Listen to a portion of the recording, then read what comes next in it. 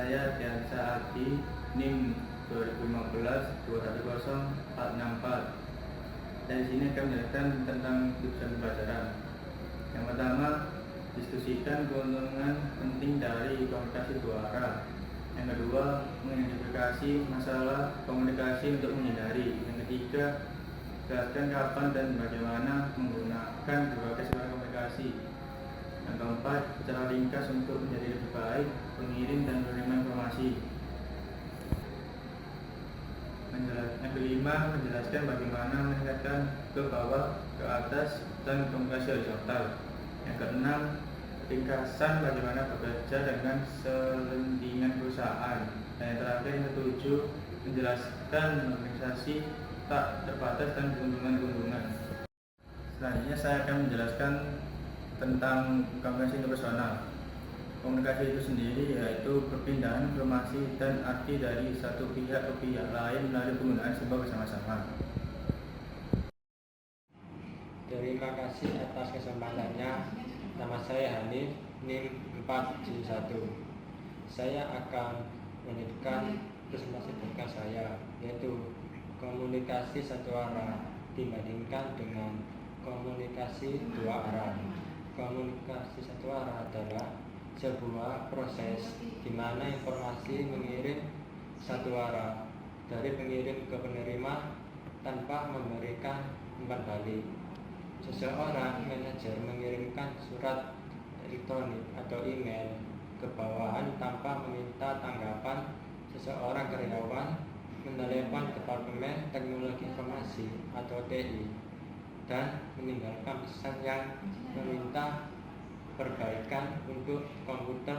Sebuah pengawas menegur seseorang pekerja di mana tentang kerusakan dan kemudian pergi. Komunikasi dua arah lebih sulit dan memakan waktu daripada komunikasi satu arah, namun lebih akurat, lebih sedikit terjadi kesalahan dan lebih. Selanjutnya, sebuah metode komunikasi satu arah. Nah, di sini sudah dijelaskan pada gambar slide, yaitu pengirim atau sender memulai proses dengan menyampaikan informasi kepada penerima pesan, yakni yang dimaksudkan oleh pesan tersebut. Pengirim memiliki arti meaning, yaitu orang yang ingin dikomunikasikan dan membentuk sandi atau encode dari arti tersebut. Keterangan simbol bentuknya kata-kata yang dipilih untuk pesan tersebut. Ketika pengirim memindahkan atau mengirimkan pesan melalui beberapa saluran atau channel seperti media lisan atau tertulis. Terima kasih atas kesempatannya. Nama saya Amanda, NIM 2015-210481. Perangkap komunikasi. Perangkap komunikasi maksudnya pesan yang dimaksudkan pengirim tidak selalu menyeberang menuju penerima. Bisa muncul dalam semua tahap proses komunikasi. Dalam tahap pengkodean, kata-kata bisa salah digunakan, nilai desimal salah ditempatkan, ada fakta yang terlewatkan, atau pengguna ungkapkan yang ambigu. Masalah penguraian kode muncul ketika penerima pesan tidak menyimak dengan baik atau membaca dengan terlalu cepat dan melewatkan poin pentingnya.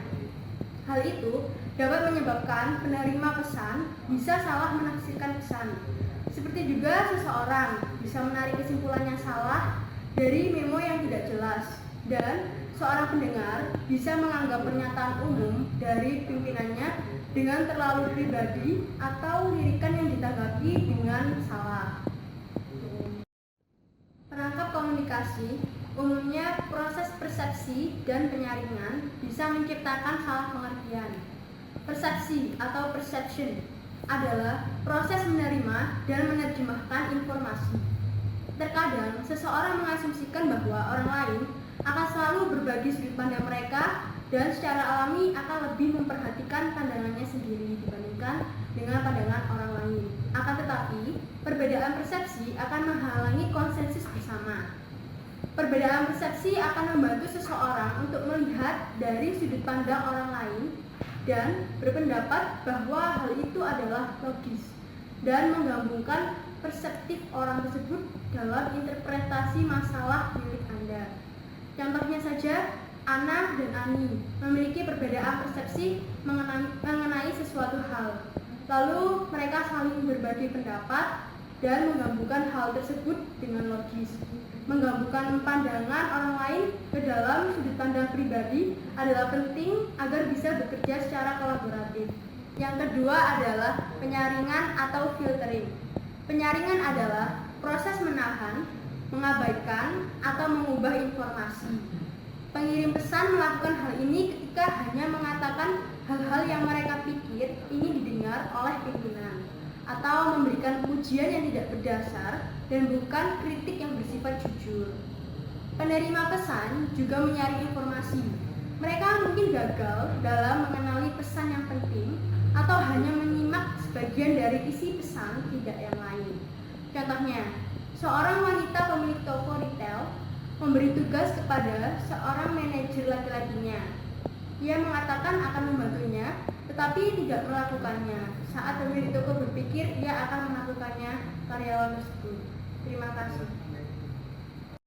Terima kasih atas kesempatannya. Nugroho Pratama NIM 491. Saya akan menjelaskan tentang saluran lisan dan tertulis. Komunikasi lisan termasuk tatap muka, diskusi, percakapan, telepon, dan presentasi formal dan pidato. Sedangkan komunikasi tertulis termasuk dalam email, memo, surat laporan, file komputer, dan dokumen tertulis lainnya. Komunikasi lisan. Keuntungan komunikasi lisan: pertanyaan-pertanyaan dapat diajukan dan dijawab umpan balik cepat, dan langsung penerima pesan bisa merasakan ketulusan. Komunikasi lisan lebih persuasif dan terkadang lebih murah dibandingkan dengan komunikasi tertulis. Komunikasi lisan bisa mengarah pada pertanyaan yang spontan dan negatif, dan tidak ada pencatatan yang permanen kecuali diupayakan untuk pencatatan. Komunikasi tertulis. Keuntungan komunikasi tertulis adalah pesan dapat direvisi beberapa kali. Itu adalah catatan pada momen yang dapat disimpan. Pesan akan tetap sangat bekerja jika dikirim ulang kepada beberapa orang, dan penerima bisa memiliki lebih banyak waktu untuk membalas pesan tersebut. Kekurangan komunikasi tertulis: pengirim tidak dapat mengendalikan kapan, di mana, dan apakah pesan tersebut dibaca. Pengirim tidak menerima umpan balik secara langsung. Pengirim mungkin tidak memahami isi dari pesan yang berikan kepada penerima, dan harus cukup panjang untuk membuat cukup informasi yang dapat menjawab beragam pertanyaan yang akan muncul pada isi pesan tersebut. Terima kasih atas kesempatannya. Nama saya Langga Karisma Putri, NIM 2015-210513. Di sini saya akan melanjutkan presentasi dari rekan saya, yaitu mengenai media elektronik. Media elektronik memberikan kesempatan bagi individu untuk melakukan multi komunikasi atau terlibat dalam lebih dari satu percakapan pada waktu yang sama. Salah satu contohnya yaitu Web 2.0. Web 2.0 adalah satu set aplikasi berbasis internet yang mendorong pengguna yang disediakan dan dikolaborasikan. Aplikasi ini sangat luas penggunaannya dalam jejaring sosial, podcast, RSS atau sindikasi benar-benar sederhana yang membuat pengguna secara tetap menerima berita, blog, atau info lain yang mereka pilih, dan wikis atau publikasi online yang dibuat dengan kontribusi dari banyak penulis atau pengguna. Keuntungan media elektronik sangat banyak, dan dramatis. Dalam perusahaan, manfaatnya yaitu termasuk berbagi lebih banyak info, kecepatan, dan ekstensi dalam mengirimkan pesan rutin pada banyak orang dalam wilayah geografis yang luas. Dan media elektronik ini juga memiliki kekurangan. Salah satunya yaitu sulitnya memecahkan masalah yang kompleks yang memerlukan interaksi yang lebih luas dan lebih bersifat tatap muka, dan ketidakmampuannya untuk mengamati petunjuk yang halus, nonverbal, atau intonasi yang dipikirkan atau disampaikan komunikator. Selanjutnya yaitu kantor virtual. Kantor virtual berdasarkan filosofi yang mana dikatakan bahwa fokus manajemen harus pada orang, bukan pada keberadaan mereka. Kantor virtual itu sendiri adalah kantor berjalan yang karyawannya dapat bekerja di mana saja. Contohnya di rumah, di mobil, bandara, dan kantor konsumen. Asalkan mereka memiliki alat untuk berkomunikasi dengan konsumen dan rekan kerja. Kantor virtual juga memiliki keuntungan dan kekurangan. Salah satu keuntungannya yaitu penghematan uang sewa dan sarana. Dan kekurangan kantor virtual yaitu pada produktivitas dan moral kantor virtual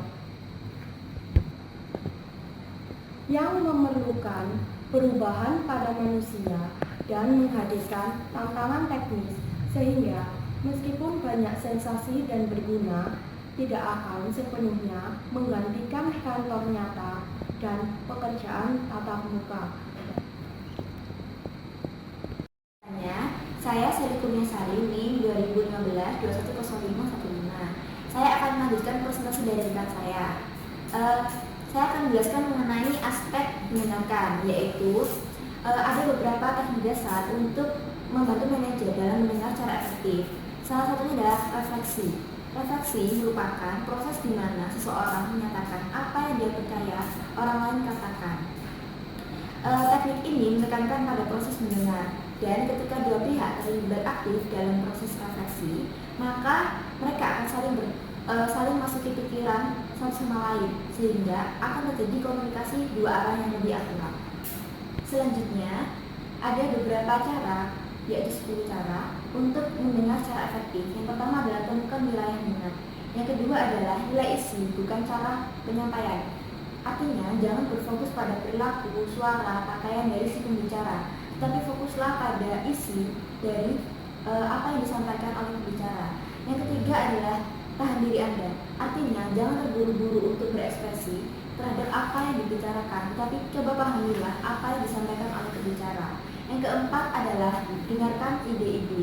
Artinya, jangan terlalu terbawa pada semua fakta dan detailnya, tapi fokuslah pada ide-idenya. Dan yang kelima adalah bersikap fleksibel, yaitu artinya buat beberapa sistem untuk membuat catatan dan gunakan sistem yang cocok dengan gaya pembicara. Jangan terlalu banyak membuat catatan atau membuat garis besar dari pembicara yang tidak teratur. Cara yang keenam yaitu tolak pengalih perhatian. Artinya, kondisikan tempat mendengar sekondusif mungkin, seperti tutup jendela, tutup pintu, kemudian matikan radio, dekati pembicara, dan minta pembicara berbicara lebih keras, sehingga terjadi komunikasi yang baik. Kemudian selanjutnya adalah latihlah pikiran Anda. Artinya, beberapa orang kehilangan konsentrasi ketika menghadapi materi yang sulit. Jadi, kembangkan pikiran Anda bahwa hal tersebut merupakan tantangan mental yang baik. Selanjutnya adalah biarkan pikiran Anda tetap terbuka. Beberapa orang langsung bersikap emosional ketika mendengar pembicara mengatakan hal yang berkaitan seperti keyakinan yang mendalam, seperti misalnya Republik, Demokrat, impor, perserikatan, atau bisnis besar. Jadi biarkan pikiran Anda tetap terbuka mendengarkan si pembicara. Selanjutnya adalah berusaha mendengar. Artinya tunjukkan minat bahwa Anda sedang mendengarkan. Kuatkan sedikit energi dan tunjukkan bahwa Anda sedang mendengarkan, karena manfaat mendengarkan jauh lebih besar daripada pengorbanannya.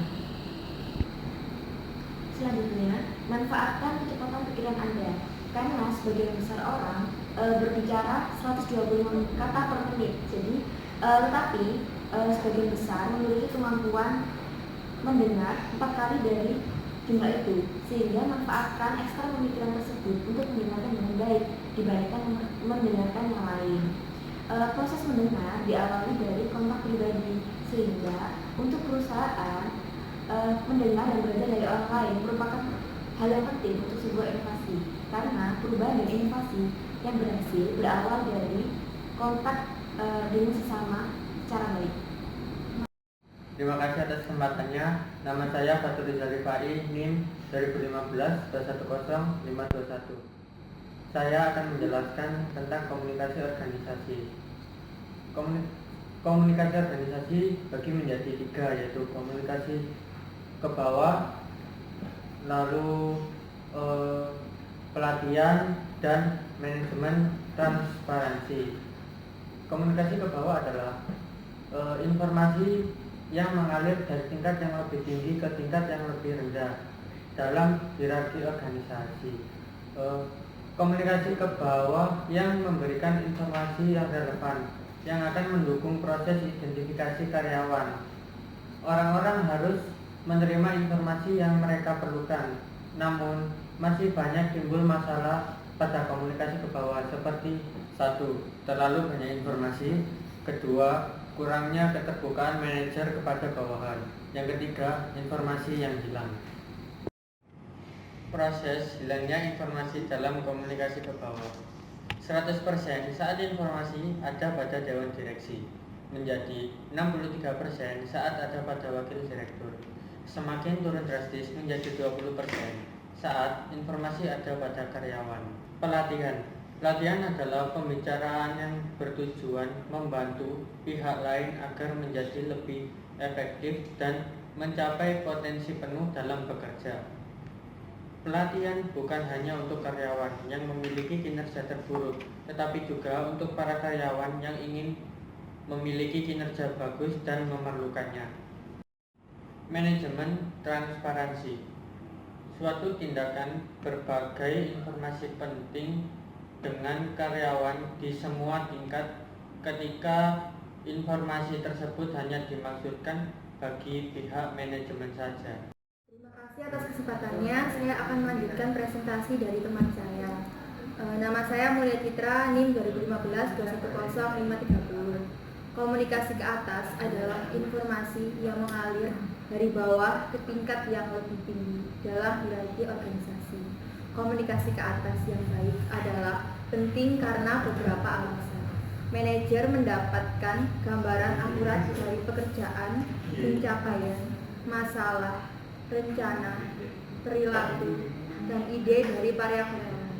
Kedua, para karyawan akan mendapatkan manfaat dari kesempatan untuk berkomunikasi ke atas. Ketiga, komunikasi yang efektif akan memfasilitasi komunikasi ke bawah sebagai pendengar yang baik, sehingga komunikasi akan menjadi 2 arah. Masalah yang biasa muncul dalam komunikasi ke atas sama dengan komunikasi akan menjadi 2 arah. Masalah yang biasa muncul dalam komunikasi ke atas sama dengan komunikasi ke bawah. Manajer seperti juga bawahannya dengan informasi dan mungkin mengabaikan atau melewatkan informasi dari bawah, orang-orang cenderung hanya berbagi berita baik dengan pimpinan mereka dan menyembunyikan berita buruk karena yang pertama ingin tampak kompeten, yang kedua tidak mempercayai pimpinan mereka dan takut jika pimpinan tahu tentang hal yang mereka lakukan maka mereka akan dihukum. Yang ketiga, takut jika pimpinan akan menghukum penyampai pesan, walaupun masalah yang dilaporkan bukan kesalahan pembawa pesan. Yang keempat, mempercayai bahwa mereka membantu pimpinan mereka jika mereka melindunginya dari masalah. Untuk alasan ini dan juga alasan lain, manajer mungkin tidak mempelajari masalah yang penting. Seperti yang dikatakan seorang ahli kepemimpinan, Jika pesan dari bawah berkata Anda melakukan pekerjaan yang sempurna, kirimkan kembali pesan untuk memberikan penilaian yang lebih terbuka. Mengelola komunikasi ke atas, mendapatkan informasi yang berguna dari bawah. Membuat manajer memfasilitasi dan memotivasi komunikasi ke atas.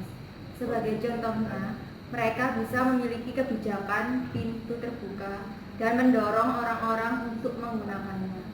Maka, siang atau minum kopi dengan para karyawan, mengadakan survei, mengadakan saran-saran untuk program produktivitas, dan mengadakan pertemuan umum. Mereka bisa meminta saran dari para karyawan atau mengadakan kunjungan informal ke pabrik, benar-benar memikirkan dan merespon saran-saran karyawan, dan mendistribusikan ringkasan dari ide-ide baru dan tindakan yang diambil berdasarkan dari saran-saran dan tindakan karyawan. Pada kantor pusat Secure Insurance di Appleton, Wisconsin, CEO John Bykowski memiliki kebiasaan berjalan sepanjang kantor lalu berbicara dan mendengarkan karyawannya. Komunikasi ke atas yang berguna harus didorong dan bukan dihukum. Orang yang mencoba berbicara pada manajer tentang suatu masalah jangan selalu ditolak. Kebijakan pintu terbuka yang telah diumumkan harus terbukti.